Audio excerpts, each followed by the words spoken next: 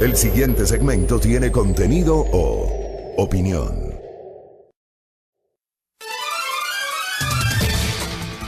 Muy bien, 6:24, corriendo con algunas dificultades, pero así mismo ocurre un programa en vivo, pero ya estamos listos para comenzar con las noticias.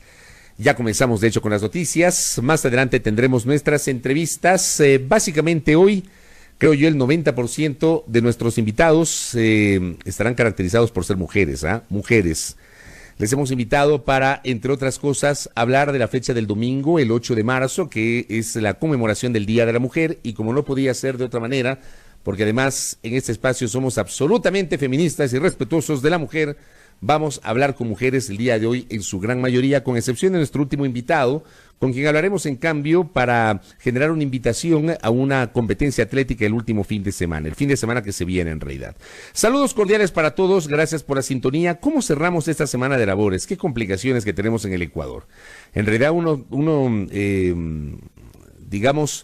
prepara el día anterior o se prepara el día anterior con una proyección de agenda y resulta que las cosas varían y varían y nos hace que cambiemos obviamente probablemente nuestra visión de lo que queremos comentar, de lo que queremos informar, la naturaleza de nuestras entrevistas, justamente por la dinámica de las cosas que ocurren en el país. Y ahora es preciso hablar sobre lo que está pasando a nivel económico, porque evidentemente hay una preocupación. Noto, sin embargo, que no existe gran preocupación en el país. Aquí también hay un tema que hay que analizarlo, ¿no? El hecho de que el Ecuador termina valorando de una forma determinados temas y desnaturaliza o no le importa otro tipo de temas. El manejo de la economía es un tema que debe merecer nuestra preocupación más allá de la discusión política, más allá de los temas jurídicos, más allá de lo que se esté resolviendo en las cortes. Hay un país más allá del pensamiento de nuestra clase dirigente, por encima de nuestros políticos, de nuestros gobernantes. Hay un país diverso, un país que está enfrentando ahora mismo una serie de complicaciones económicas. El Ecuador, está claro, atraviesa una situación económica muy complicada, matizada por la serie de despidos en el sector público expresados en los 2 últimos años, pero fundamentalmente el año anterior, cuando esos despidos tuvieron su expresión más alta en la antesala de los feriados de Carnaval y de el 2 y 3 de noviembre del 2019. Este año no ha sido la excepción porque continúan los despidos en el sector público, continúan las desvinculaciones, que son ciertamente destacadas por aquellos analistas y sectores que consideran que en el Ecuador tenemos un Estado obeso, que ese Estado obeso debe ser reducido al mínimo, porque no hay recursos para mantenerlo, porque el Ecuador no recibe la misma cantidad de dinero que en su momento tuvo a propósito de el aumento de los precios del petróleo, aumentos históricos de los precios del petróleo y también a nivel de desembolsos de recursos internacionales y, por cierto, la activación de la gran inversión pública. Ecuador hoy tiene dificultades económicas expresadas justamente por aquello. Pero los despidos que pueden de alguna forma justificarse en la necesidad de reducir el aparato del Estado terminan creando o generando un problema adicional, que es la falta de empleo, la reducción del consumo, la desaceleración de la economía, porque claro, no hay circulante en el mercado, la gente que no tiene trabajo no tiene recursos para poder consumir, y si no se dinamiza el consumo, tenemos evidentemente un sector comercial, un sector industrial paralizado. Si el sector comercial no consume, el sector industrial no produce. Si el sector industrial no produce, evidentemente hay dificultades para el empleo. Todo esto es una cadena.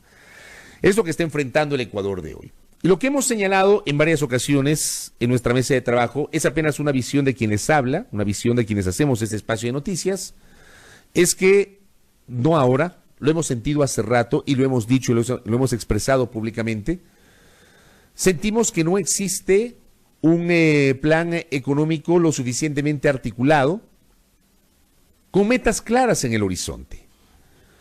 Metas que permitan más o menos visualizar qué va a pasar con la economía ecuatoriana en el curso de los siguientes meses. Ayer escribe un tuit el analista económico Alberto Acosta Burneo. Y este tuit, estos dos tuits que escribe Alberto Acosta Burneo, dan cuenta, evidentemente, de las complicaciones económicas, y digo, destaco esos dos tuits de Acosta Burneo por la postura que justamente el mencionado analista ha tenido respecto del manejo económico, crítico de la forma como se manejó la economía en el gobierno anterior, y quien públicamente ha respaldado varias de las ejecutorias desarrolladas por el gobierno del presidente Moreno a través del frente económico que lidera el ministro de Finanzas Richard Martínez. Alberto Acosta Burneo escribió ayer: escenario deteriorado. El Fondo Monetario Internacional suspendió la revisión del cuarto trimestre. No habrá desembolso en marzo. La poca confiabilidad de datos habría sido un irritante con la misión del Fondo Monetario Internacional. Y añade: el tiempo se acaba. Hay un plazo de 24 meses para poner la casa en orden antes de la amortización de $2.000 millones del 2022. Si Ecuador no mejora drásticamente su economía, no podría acceder a los mercados financieros, y dice el analista, no hay tiempo que perder. Insisto, cito a Alberto Acosta Burneo por su postura y por el hecho de que él mismo reconoce hoy las dificultades económicas que tiene la República. Le añado un tuit adicional de Acosta Burneo: elevación del riesgo país. Por cierto, ayer el riesgo país cerró sobre los 1.700 puntos, una cifra que ubica al Ecuador a la cabeza de modo negativo de lo que está pasando en la región. Me parece solo por debajo de Venezuela, de lo que está pasando en la región. Elevación del riesgo país, porque ecuatorianos no han hecho conciencia del deterioro de la economía y la urgencia de enderezarla.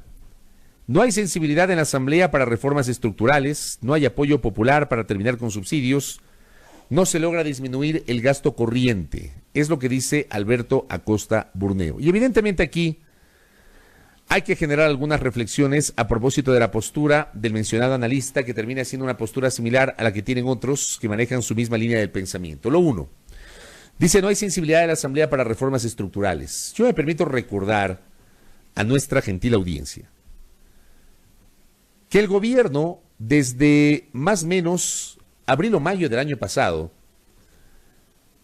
anunció con pompa un acuerdo con el sector empleador y con los trabajadores sindicalizados, no con el FUT, no con la CEDOCUT, no con las CEOLS, que vienen a ser las centrales sindicales más conocidas, más grandes, con más recorrido.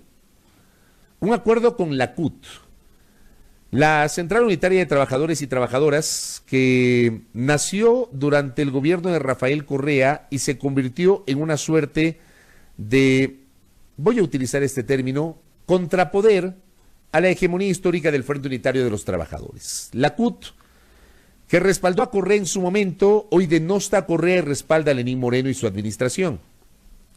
Así se manejan algunos sectores sociales, gremiales y políticos.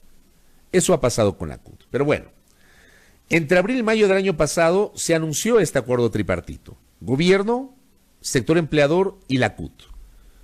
Según ese acuerdo, estaba lista la reforma laboral, la gran reforma laboral.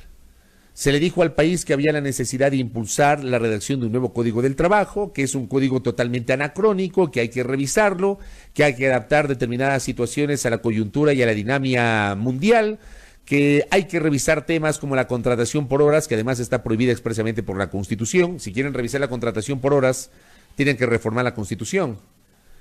Se hablaba del retorno de esto que denominan la flexibilización laboral algunos, y que para otros termina siendo una necesidad con base en la propia realidad económica del país, que tiene que ver justamente con, modificar, por ejemplo, el tiempo del contrato a prueba para los trabajadores, o el modificar el horario tradicional que tienen los trabajadores, manteniendo el concepto de las 40 horas a la semana, pero permitiendo que el empresario pueda disponer que el trabajador, llegando a un acuerdo con él mismo, no necesariamente trabaje de 8 a 4:30 de la tarde, o de 8 a 5 de la tarde, dependiendo de la hora de almuerzo, sino que pueda trabajar en horario vespertino nocturno, o que pueda trabajar de los 5 días laborables, 3 días, y que trabaje adicionalmente los fines de semana, y que luego se le da 2 días laborables para el tiempo libre. Bueno, todo eso le llaman flexibilización. El tema es que sobre esto se habló entre abril y mayo del año anterior, y se presentó como una necesidad a partir de un acuerdo tripartito. Bueno, ese acuerdo tripartito no se tradujo en la práctica. Estamos 6 de marzo, ya mismo será un año de ese anuncio. Han pasado entre 10 y 11 meses de ese anuncio. Y la reforma estructural no llega a la Asamblea Nacional. No llegó en 2019 y no ha llegado una vez que finalizaron los 2 primeros meses del 2020. Y el gobierno no ha dicho nada respecto de retomar la posibilidad del envío de una reforma laboral al seno de la Asamblea Nacional. El gobierno, hay que recordar a nuestros oyentes, envió en el último trimestre del año anterior, entre septiembre y octubre, si la memoria no me es infiel, un proyecto de 400 y pico de artículos, un proyecto enorme, que reformaba una serie de leyes. Por la vía de la urgencia en materia económica, lo que implicaba que la Asamblea tenía apenas 30 días para debatir y tramitar ese proyecto. 30 días para debatir un proyecto de más de 400 artículos, cuyo punto más complejo tenía que ver con el retorno de la autonomía del Banco Central del Ecuador, que fue impulsada a partir de la Constitución de Sangolquí en 1998 y que fue eliminada con la Constitución vigente, la Constitución que se redactó en la Constituyente de Montecristi en el 2008.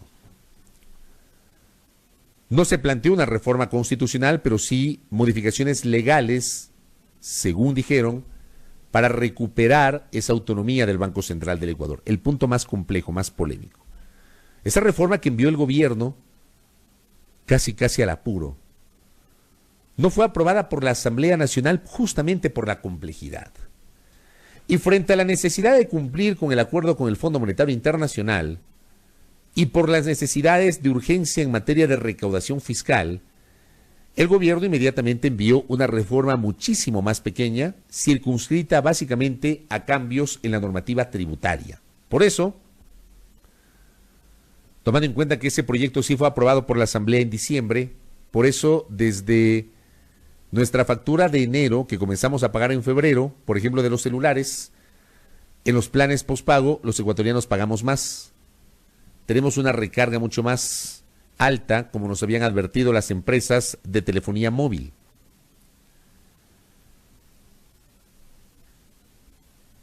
Y pare de contar, el gobierno no ha remitido más reformas a la Asamblea Nacional. Entonces, cuando se señala que hay falta de sensibilidad, yo pregunto públicamente dónde están las reformas estructurales que requiere la República si el gobierno no las ha enviado a la Asamblea. Ni reforma laboral, ni reforma económica. Todavía no envían la reforma al Código Monetario Financiero ni la reforma al Código Orgánico de las Finanzas Públicas. No es un tema exclusivo de la Asamblea. Es un tema compartido entre la Asamblea y la función ejecutiva. Pero si el Ejecutivo hace anuncios y no envía las reformas, ¿de qué tipo de debate podemos hablar? Entonces hay que ubicar las responsabilidades en su debida forma. El apoyo popular, para terminar con los subsidios. Amigos y amigas, nosotros en este espacio vamos a mantener la misma línea que expresamos a nuestros oyentes en octubre. Algunos incluso expresaron su disgusto, su malestar por la posición de quienes hacemos este espacio respecto del tema de los subsidios. El debate sobre la focalización y o eliminación de los subsidios es impostergable. El país debe ir hacia una gran discusión para la focalización o para la eliminación de los subsidios a los combustibles, sí. Por supuesto que sí. Lo dijimos en octubre, lo dijimos en diciembre, lo decimos hoy en marzo. El país tiene que debatir en serio la posibilidad de eliminar o de focalizar los subsidios a los combustibles, sin duda alguna, pero debatirlo, socializarlo, buscar las mejores herramientas para que quienes más ingresos tienen o más recursos manejan no se beneficien de un subsidio que debe apuntalar básicamente la situación económica de las clases más populares.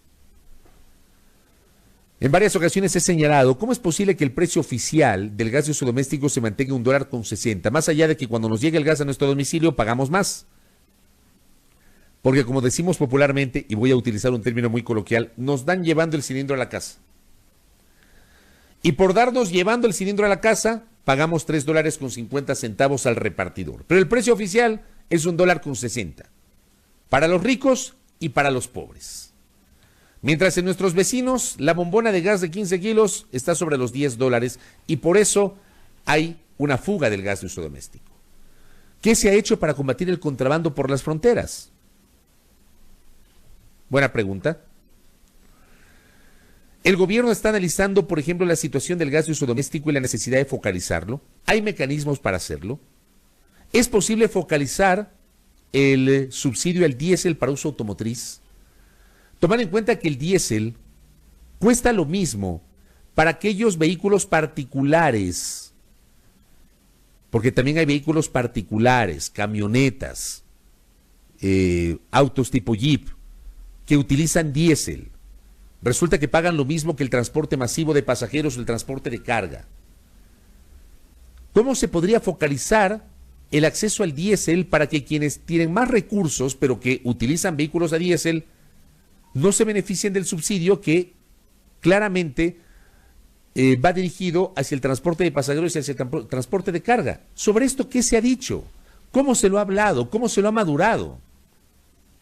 ¿Qué pasa con la gasolina extra? ¿Vamos a una eliminación gradual? ¿Vamos a una eliminación total de una sola? ¿O mantenemos el mismo subsidio para la gasolina extra? Mi pregunta es, ¿todo esto que estoy señalando se está debatiendo en el país? ¿Se debatió antes de octubre? ¿Se debatió después de octubre? ¿Se debate hoy cuando la situación económica es compleja?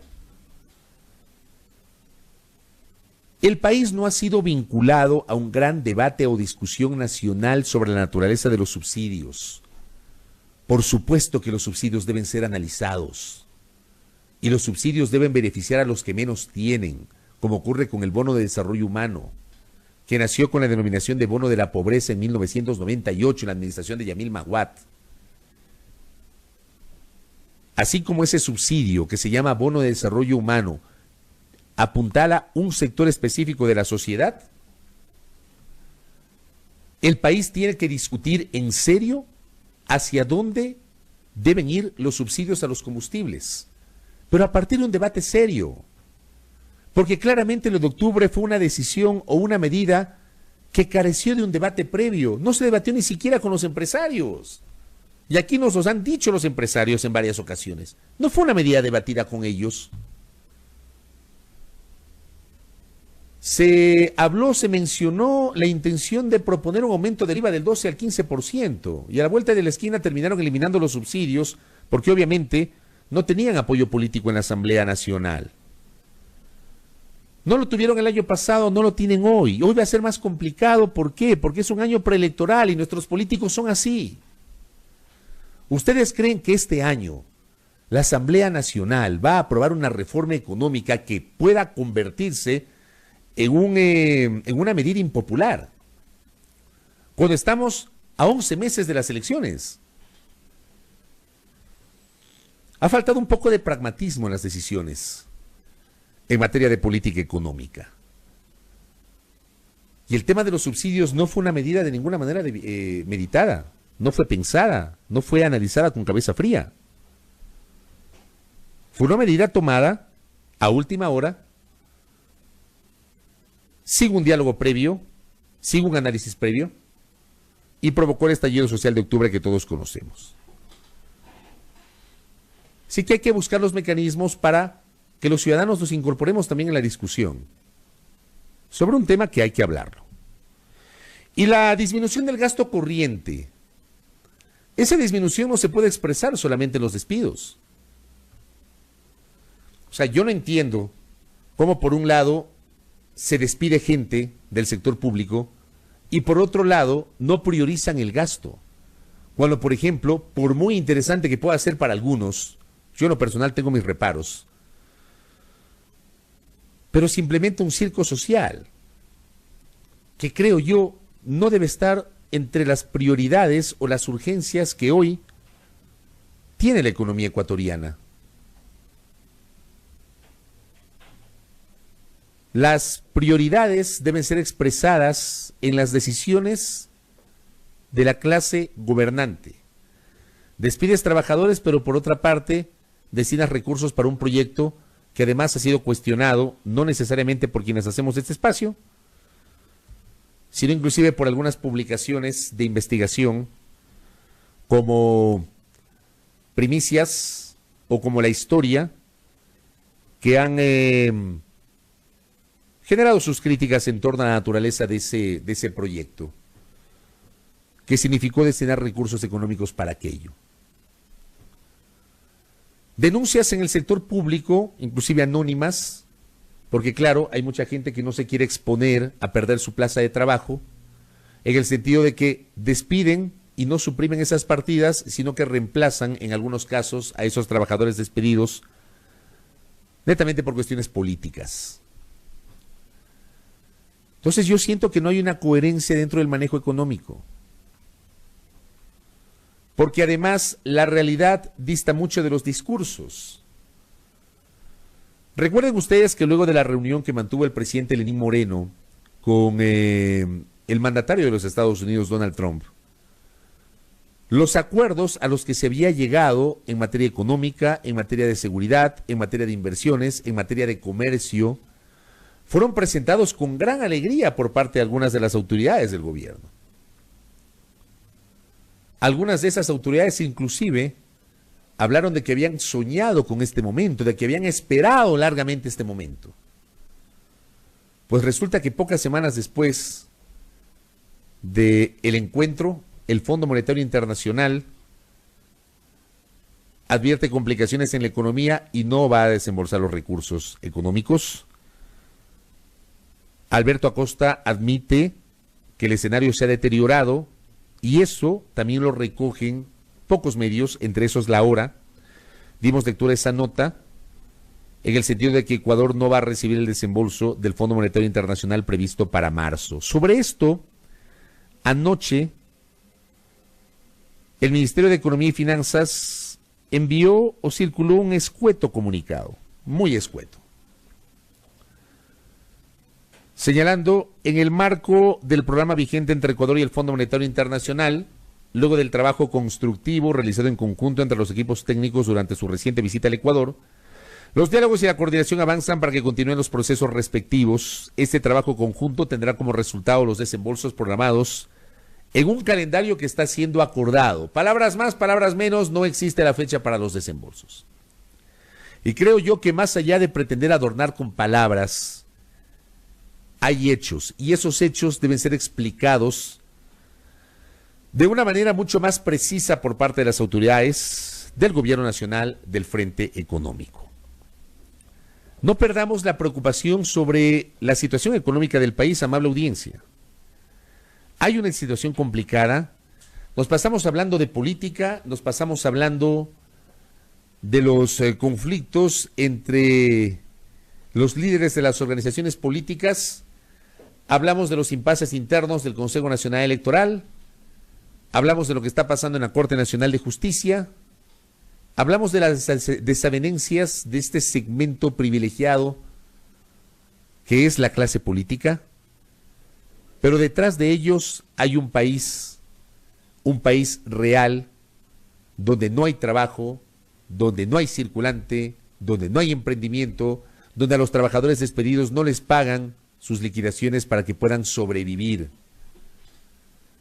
Porque por lo menos el pago puntual de las liquidaciones le permite a alguien que perdió su trabajo tratar de durante poco tiempo, pero le sirve de algo, sobrevivir y enfrentar esa situación mientras consigue otro trabajo o en su defecto busca qué hacer con su vida. Ni siquiera eso. Y hemos comentado en varias ocasiones lo que ha pasado con los trabajadores de los medios públicos. Lo que ha pasado, por ejemplo, con Editorial Luminasa, que ya lo mencionamos ayer, y me alertaban que no solamente es Editorial Luminasa, sino Cablevisión, CN3, el canal 3 de TV Cable, donde también ayer recibí información de que no han logrado liquidar a sus ex trabajadores. Hay gente que durante mucho tiempo no recibió su sueldo, no están al día con el seguro social y encima no les pagan la liquidación. Así, ¿quién puede sobrevivir? Sin trabajo, sin liquidación, sin poder parar la olla en la casa. Ese es el país, autoridades, ese es el país que ustedes están obligados a atender, más allá de la disputa política. Y si hay dificultades económicas, creo yo, deben ser muchísimo más sinceros sobre lo que está ocurriendo ahora mismo en la República. Independientemente de los escuetos comunicados señalando de la relación constructiva entre el Fondo Monetario y el Ecuador. Ya no hay entusiasmo, al menos ese comunicado de ayer devela que no hay un entusiasmo, no existe un entusiasmo. Hoy tampoco escuchamos que determinados líderes políticos que se perfilarían como precandidatos presenten un programa económico real de cara a su intención de llegar a Carondelet el próximo año. Muy pocos hablan sobre la situación económica. Este no es un tema menor. Sin el Fondo Monetario Internacional, ¿qué va a pasar con el Ecuador? Y digo esto porque el año pasado, cuando se firmó el acuerdo con el fondo, nos dijeron que era un acuerdo necesario y que ese acuerdo iba a abrir las puertas para la llegada de inversiones, para la recuperación de la confianza, para el acceso a créditos en mejores condiciones, diferentes a los créditos con los chinos. Que a partir del entendimiento con el Fondo Monetario Internacional estaba proyectada la llegada al país en los siguientes 3 años de 10.200 millones de dólares. De créditos del Fondo Monetario Internacional y de desembolsos de los otros multilaterales, el Banco Mundial y el Banco Interamericano de Desarrollo. Está claro que hoy hay tropiezos y que no se va a llegar a esa meta de los 10.000 millones de dólares. Porque el gobierno asumió compromisos que no son de su exclusiva responsabilidad, sino que depende de la coyuntura política y además de los acuerdos en la función legislativa. Por cierto, la relación del gobierno con la Asamblea Nacional evidentemente apunta a tener tropiezos y complicaciones muy complejas para este año por la ruptura de el bloque de gobierno. No sé si Alianza País sigue siendo un bloque de gobierno, porque en realidad no entiendo mucho el comportamiento que tienen los legisladores, la ausencia total del presidente respecto del bloque de la organización política que le permitió llegar al poder, el hecho de que él sigue siendo el presidente del Movimiento Alianza País, pero no asiste a las reuniones ni ejerce la presidencia del Movimiento Alianza País, y ese bloque evidentemente no actúa en unidad, porque dentro de ese bloque hay determinados grupos. Pero no va más ese acuerdo con Alianza País, con Creo y también con los independientes. Ese acuerdo está claro, no va más. Y tambalea ese soporte político que se creía el gobierno iba a tener en el curso de este año. Con esos ingredientes, más lo que está pasando con el Fondo Monetario Internacional, va a ser muy complicado, realmente complicado que la situación pueda mejorar. No perdamos la esperanza, pero sí planteo que para ello las autoridades tengan un poquito más de sinceridad sobre lo que está pasando en la República. 6 de la mañana con 53 minutos en la primera hora.